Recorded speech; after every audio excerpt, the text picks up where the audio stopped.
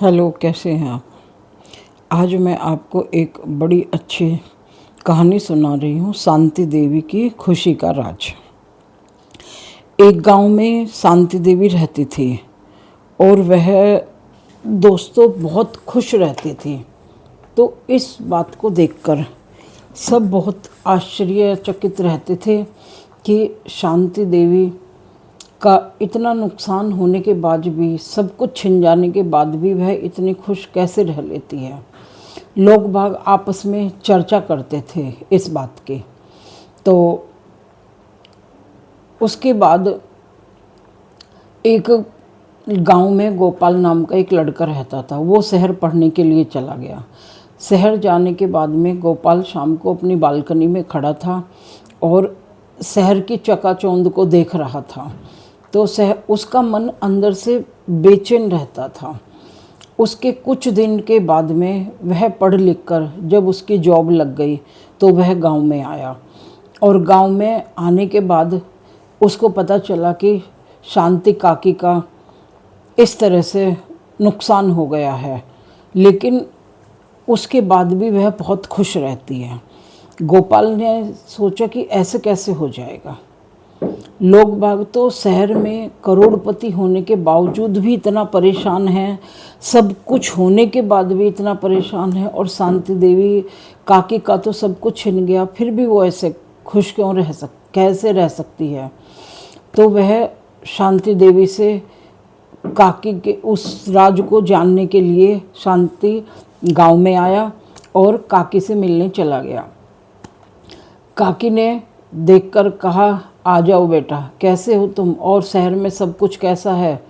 कहने लगा कि काकी क्या कुछ भी नहीं है, बस शहर की चकाचौंध है, बाकी अरब से अरबपति आदमी भी मैंने परेशान देखा इस लाइफ में। उसके बाद कहने लगा कि काकी आपसे एक बात पूछूं, आप सब कुछ आपका मिट जाने के बाद आप इतनी खुश कैसे रह लेती हैं। काकी ने कहा कि बेटा, आज तक मेरे से किसी ने ये बातें नहीं पूछी है, लेकिन आज मैं अपनी ज़िंदगी का वो काला सच बताती हूँ। तो गोपाल बैठ गया आराम से। गोपाल पढ़ा लिखा इंटेलिजेंट बेटा था। वो बड़ा आतुर था काकी की सच्चाई जानने को।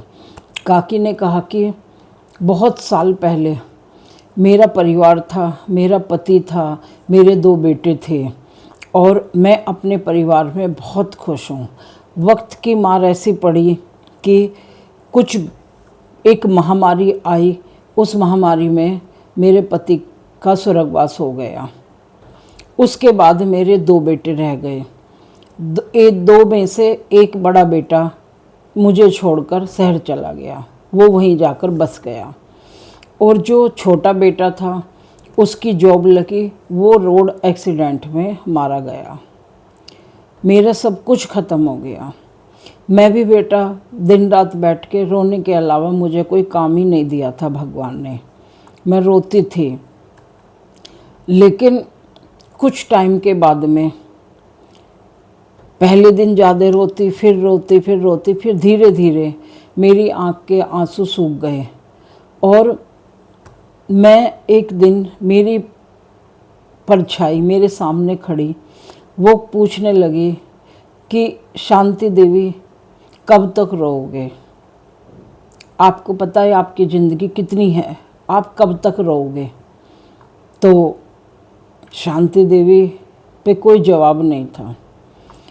उसे एक बहुत सुंदर सा जवाब अपने अंदर से मिला, अपनी अंतरात्मा। उसकी अंतरात्मा ने कहा, अब बहुत हो गया, उठ, अपने लिए भी जी के देखो।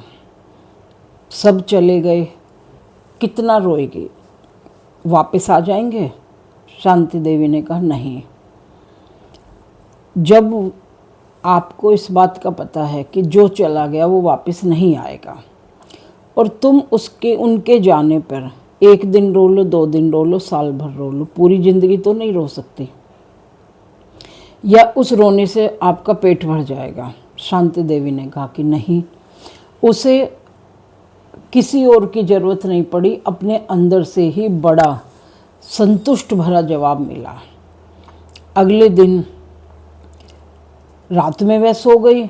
अगले दिन जब उठी तो सूरज की पहली किरण उसके चेहरे पर पड़ी तो उसका चेहरा खिल गया और उसने अपने मन में ठाना कि अब मैं अपनी ज़िंदगी दुख में नहीं बिताऊंगी। जाने वाले चले गए, नहीं आएंगे। अब मैं आगे का अपना जीवन खुशी से बिताऊंगी, कोई दुख याद नहीं करूंगी। तो उसे इतना अच्छा लगा अंदर से कि ये मैं क्या कर रही थी। शांति देवी जी अपने काम में लग गई तो कहने लगे कि एक दिन बहुत तेज बारिश आई। शांति देवी का घर कच्चा था और वह गोपाल बोला कि काकी, आप बारिश आती है, आपको डर नहीं लगता कि आपका घर टूट जाएगा? शांति देवी बड़ी ठंडी सांस लेती है और बोलती है कि नहीं, इसमें से मुझे मट्टी की खुशबू आती है, बहुत अच्छी खुशबू आती है, और इसलिए मुझे जब भगवान ने इतना कुछ छीना है तो मैं किस चीज़ का लालच करूं? जो होगा देखा जाएगा। ऐसे कह के वह गोपाल काकी को देखता रहा। काकी ने कहा कि बेटा, ये हमारे मन का वो होता है। मैं जब रात में लेटती हूँ, पूरे दिन को रात में चारपाई पे लेटकर पूरे दिन की 3 अच्छी बातें चुनती हूँ। उनमें से पहली, सूरज की किरण मेरे चेहरे पर पड़ती है जिससे मेरा शरीर एकदम स्वच्छ हो जाता है। दूसरी, मैं जब रोटी खाती हूँ तो मेरा आत्मा तृप्त हो जाती है। और तीसरा, जब इन सब चीज़ों को देखकर मेरा आत्मा तृप्त होती है तो तीसरी चीज़, जितना छोटा मोटा काम मिलता है उसमें मेरा गुजर हो रही है तो मुझे बहुत अच्छा लगता है और मैं एक गहरी सांस लेकर ऐसे फिर मैं शाम को सो जाती हूँ। गोपाल ने कहा कि मैं कितना मतलब शहर में इतनी चकाचौंध में इतनी धनदौलत वाले आदमी, अरबपति आदमी, लखपति आदमी, खरबपति आदमी को इतना तनाव में देखा है जिसकी मैं बखान नहीं कर सकता। और एक काकी हैं, इतना सब कुछ ख़त्म होने के बाद भी आज खुशी से अपनी ज़िंदगी काट रही है। तो दोस्तों, जो बीत जाता है अगर हम उसी के सहारे बैठें तो हम कभी आगे नहीं बढ़ पाएंगे। 70 साल की शांति देवी की कहानी से आप कुछ सबक लो। अपने जीवन को, इस अनमोल जीवन को, ना तो हमें पहले का पता ना हमें आगे का पता, जो भी है बस यही है, इस अनमोल जीवन को हंसते खेलते जियो।